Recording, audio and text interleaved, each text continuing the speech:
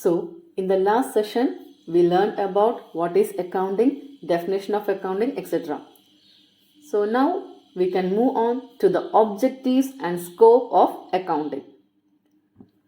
So, the first objective of accounting is to keep systematic records. Accounting is done to keep a systematic record of the financial transactions. So, the primary objective of accounting is to help us to collect financial data and to record it systematically so that we can derive correct and useful results of the financial statements. Next objective is to ascertain profitability. With the help of accounting, we can evaluate the profits and losses incurred during a specific accounting period. So, with the help of a trading and profit and loss account, we can easily determine the profit or loss of a firm.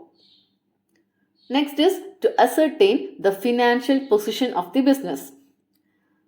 A balance sheet or a statement of affairs that indicates the financial position of a company as on a particular date. So, a properly drawn balance sheet will give us an indication of the class and value of assets, then the nature and value of liability, and also the capital position of the firm. So, with the help of that, we can easily ascertain the soundness. Soundness means the financial position of any business entity. Then the next objective is to assist in decision making. To take decisions for the future, what one requires? They require accurate financial statements. As far as business I am telling. So, one of the main objectives of accounting is to take right decision at the right time. So, the accounting helps us to plan for the future with the help of past records. Next is to fulfill the compliance of law.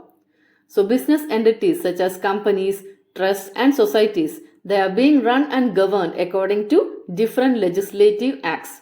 Similarly, different taxation laws like direct tax, indirect tax are also applicable to every business house. So, everyone has to keep and maintain different types of accounts and records as prescribed by corresponding laws of the land. So, accounting helps in running a business in compliance with the law. So, these are the important objectives and scopes of accounting.